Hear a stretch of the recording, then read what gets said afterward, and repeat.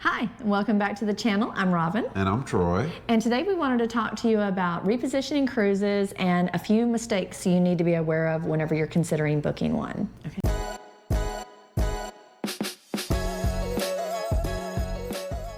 Mistake number one is not realizing what a repositioning cruise actually is. Now, I personally made this mistake, and I'm not even embarrassed to say it because it was a great mistake to make. If I would have noticed it, I might not have done it. But I didn't realize what a repositioning cruise was. I thought kind of all cruises came back to where they left, and they don't. So a round trip cruise is one that most people are going to take. The repositioning cruises can be for a myriad of reasons. You could be leaving one port to go to another port because of a seasonal demand. Mm-hmm. You could be going for dry dock or other repairs. It could also be a new ship that's coming out of the place that was built and getting sent to its home port. We actually had that recently with the Carnival Jubilee that came here to Galveston, and we were its first port that it ever sailed out of. So there are those reasons for repositioning cruises. Now, the cruise lines don't like to move ships for free.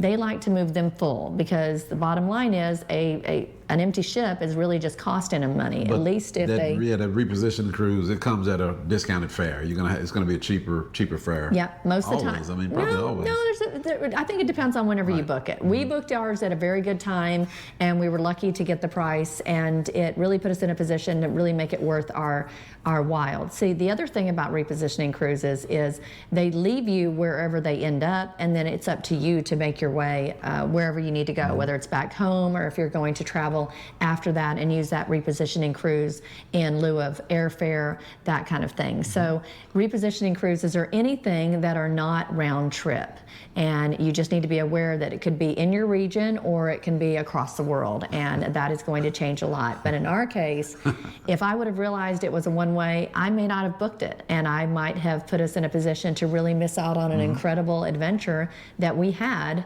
through that repositioning cruise. So for me, that was the best mistake I could have ever made. Okay, and I guess to follow up, piggyback on some of the things she said, probably be number two, and that's not taking one of the cruises out of fear. You can't be afraid in life. You're gonna experience stuff for the first time.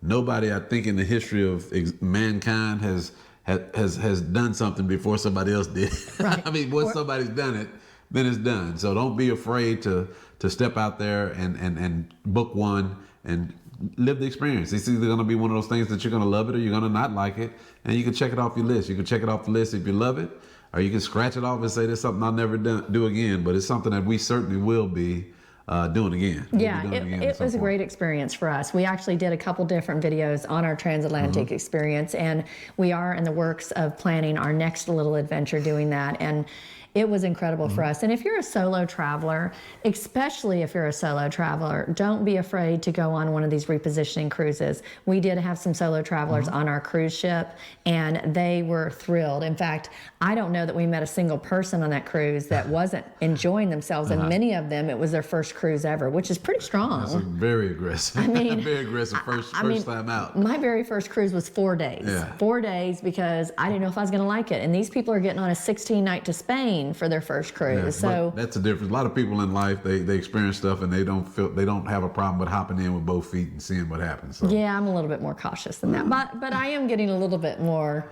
on the fringe, as it were.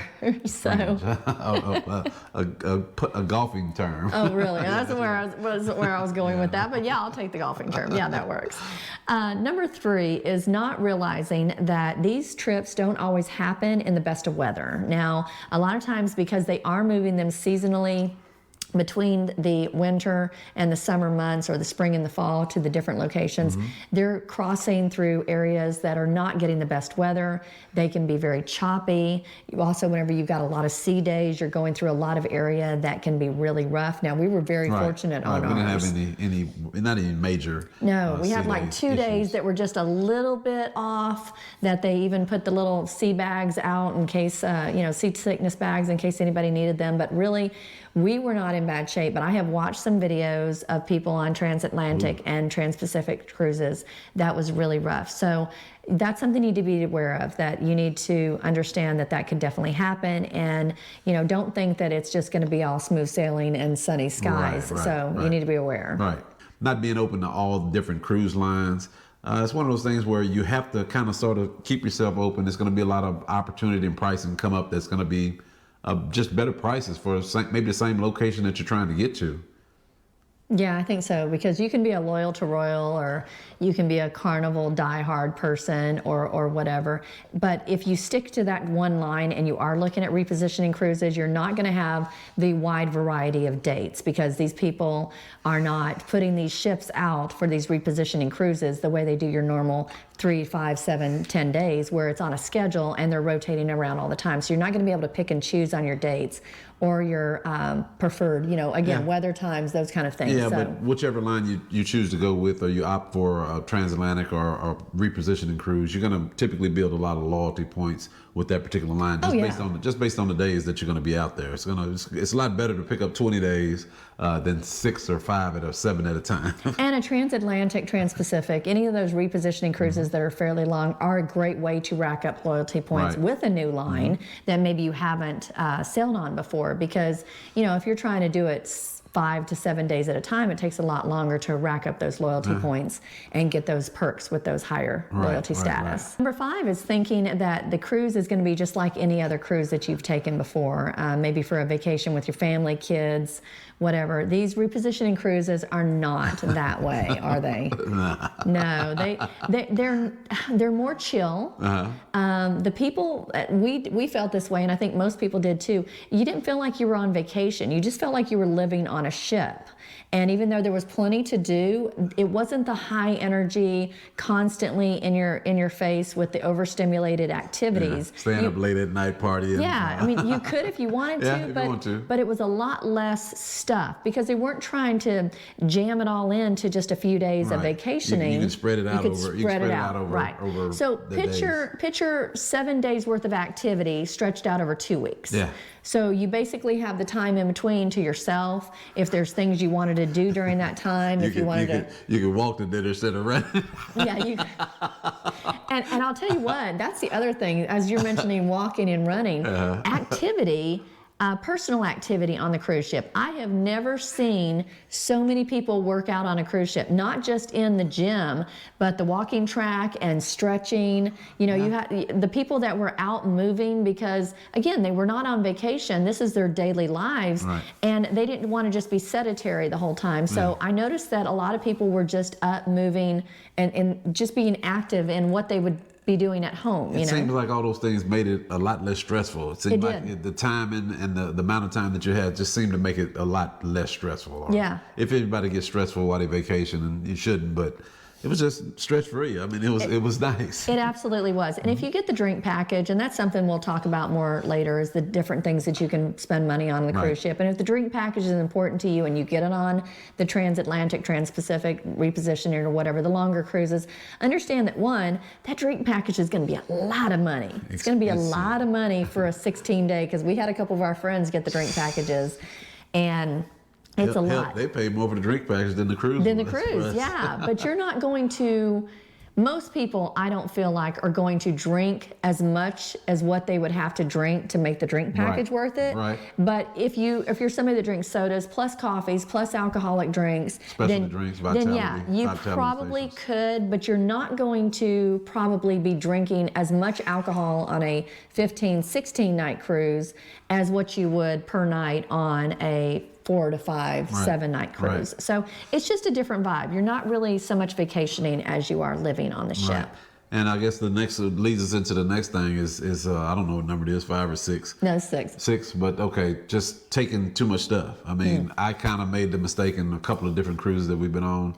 I take a ridiculous, because I always think that I'm going to be working out and having to change those shirts. She said that because my clothes are so much bigger than hers. That's why it seems like I got a lot of stuff. But yeah, you don't want to overpack and take too much stuff, because you got to, especially on Transatlantic, because you got to get that stuff back on the airplane when you're ready to come back, or just throw it away and leave it where you're at.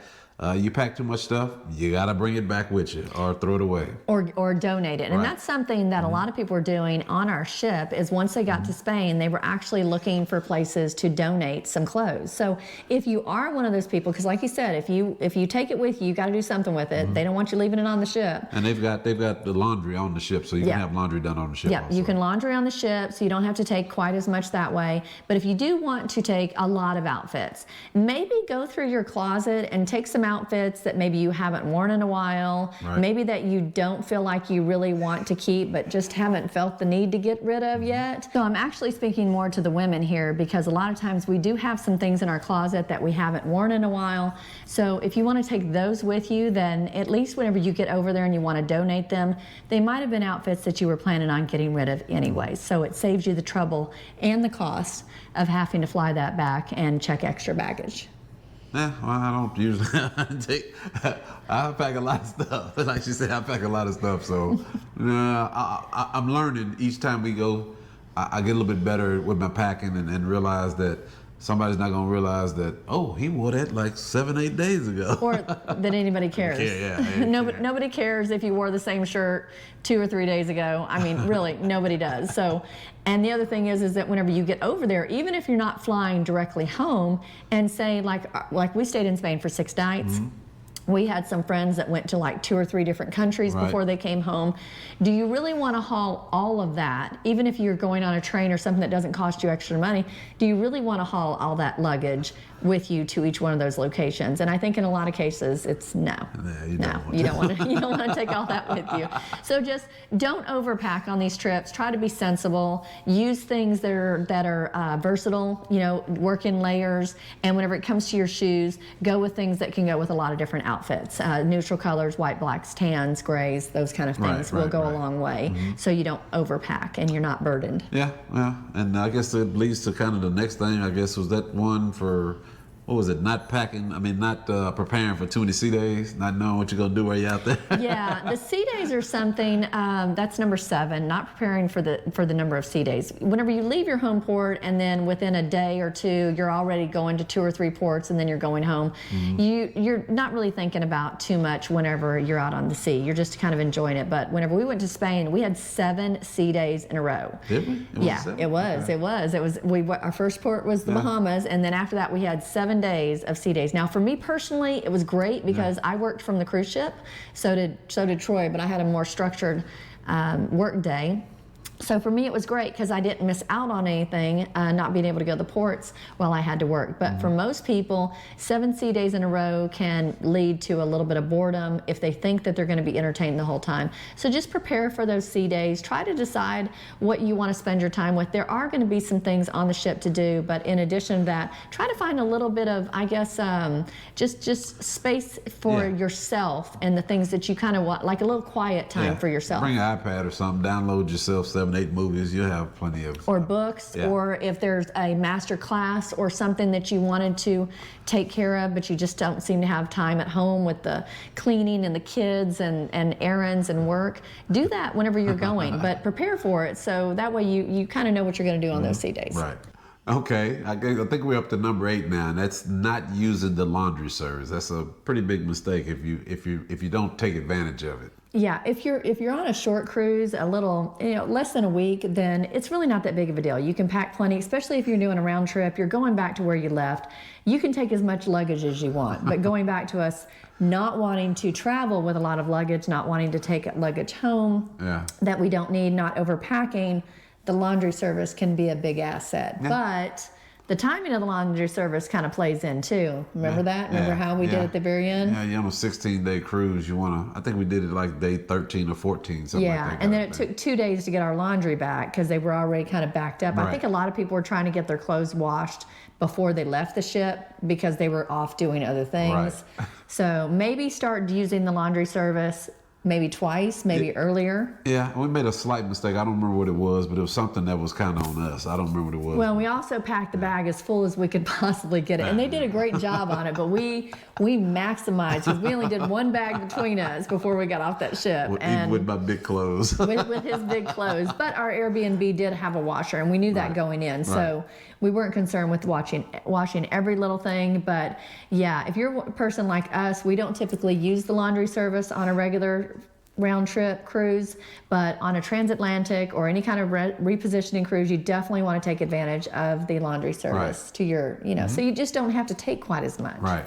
Number 9 is a big one, and that is picking the right cabin. So whenever you travel, some people are always going to do a balcony. Some people are always going to do interior. We personally stick with interior cabins. Right. We really like them for a whole host of reasons. Myriad of reasons. Yes. The price being the utmost reason, because you're going to get the cheapest cabins. Typically, every great now and again, I do see that maybe an ocean view is slightly cheaper than a interior, but that's rare. Normally, the interior cabins are going to be your cheapest bet. If you're trying to travel on a budget, you've got the whole ship, you're fine. Now, the problem is on a longer repositioning cruise, some people may start to feel like the interior cabins are a little claustrophobic, and they feel like maybe they need that balcony to have that space outside that's all theirs. But there's a downside to the balconies, right? We got a couple of downsides. First of all, the one downside to the balcony is the Wi-Fi on the ship goes from the inside of the ship out, not dissimilar to your house, okay? So it goes out in a radius. And as we move around, we did notice that the Wi-Fi did get a little spotty as we were traveling all those ocean days. All those sea days, it got a little spotty, and our friends lost their Wi-Fi in their room long before we did, and they were in a balcony, and because they were on the outside of the ship, they actually came to our room to check their email because they could get Wi-Fi in our interior room where they couldn't on the balcony. So that was one thing to really consider. They come down to see Riff and Raff in the cheap seats.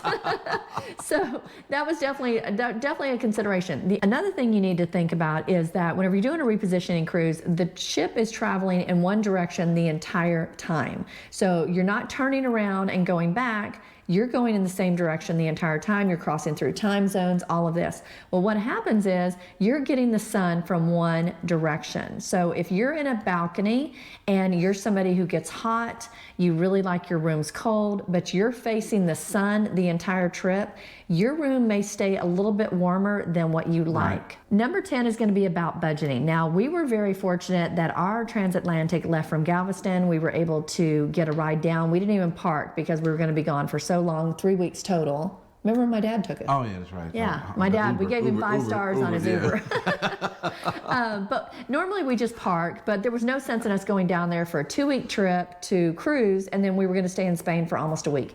There was just no sense in paying that for parking. So my dad took us down, and then we ended up getting a ride back. So if you are somebody that flies to your cruise destination, well, you're already going to fly twice anyways, but if you got to fly to where you leave and then fly to where you come back from, that's 2 one-way trips. Right. So you got to take that into consideration. That's not the same as getting a round trip to Florida or wherever you're going to fly out of. So you need to be aware that you're going to have 1, possibly 2 flights. Right. If you stay wherever you're going to stay, like we did in Airbnb in Barcelona, Spain, you've got that cost. You've got food. You've got any excursions you're going to do in all of the ports. Ubers to and from the place. All the Ubers. You're going to have, if you want the drink package, as we said before, if you're somebody that really wants a drink package and it's going to be worth your while, I don't think for most people the drink package on those are a smart bet. Yeah. I think you'd be better paying a la carte, but that's just my personal. Think about the gratuities, the daily gratuities. The daily gratuities. I'd typically like to pay to tip the room steward something on top of that, but so it's a lot of little things that you got to remember. You got to budget all of that in, and a lot of people, whenever they get on the repositioning cruise idea, they're only thinking about the cost of the actual cruise and maybe their incidentals on the cruise ship. But usually if you're booking it way in advance, you're not already shopping for flights. So we made a mistake that if I would have known, I would have done something different, but I just wasn't thinking about it. Actually, 2. 2 mistakes, because I planned all of this, so he just went along for the ride. So one of the mistakes that I made, I could really kick myself. So we were 5-year Superhost with an Airbnb that we hosted out, and that was just something we did. We are not doing it anymore. We actually did a video as to why we quit short-term rentaling out our property, but we did it for 5 years. I was so short-sighted whenever I was looking at Barcelona and we decided when we wanted to fly back that I should have looked for our Airbnb for 7 days, even though we were only there for 6. And the reason why is because a lot of times you can get a discount for that 7-night stay over a 6-night stay. I might have been able to break us even or gotten us a little bit of discount. And even with us being host for 5 years, I didn't think about it because we had never taken a trip where we had stayed at another Airbnb for that length of time. Have we not? I guess we haven't. No, they were usually shorter trips than that. So if you're looking at staying anywhere, even if you're only planning on staying 6 nights and you're going to rent from Airbnb, VRBO, or any of those type of platforms, do a search both for 6 nights and 7 nights before you pick your location. You might find a better location for the same price with the discount, or you might get a better price on the location that you already like for going for the 7 nights. And that's really good too, because even if you check out early, I mean, if you check out early, you're fine, but your plane may not leave till the evening. Maybe you're somebody that wants to fly back across the pond at night so that you can sleep. Well, if you don't get that extra night, you have to check out, and then you're at the airport maybe for a lot longer than you need to. Whereas if you get that 7 night, it might be worth it, and then you don't have to leave early. So or sleep at the airport. Sleep at the airport, like our last video. So that was my mistake number 1 that I made whenever we were budgeting. But the other mistake that I made is not thinking about doing a round trip flight back to Europe. Now, if I would have thought about it, I would have done this. Instead of taking the one-way flight from Barcelona, Spain to Houston, we should have actually checked into round trip. I probably could have gotten it for the same price or maybe just a little bit more, and then push out your return date to Europe as far out as they'll possibly let you. Also book it with any changes that would be for free. So that way, if you want to go back to Europe, you've already got a flight to go back, and then maybe you can go back to Europe and then take a transatlantic back to the States and do the reverse of what we did. We didn't do that, and by the time I thought about it, the changes that we would have had to pay for would have made it not feasible to do that. But going forward, that is what I'll do. If we have to fly back from Europe, then I will do a round trip. And then if we don't get on the plane the second leg, who cares? We're already here. No money lost. No money lost, because the flight that we had was about the same as what I could have gotten a round trip flight. So don't make that mistake.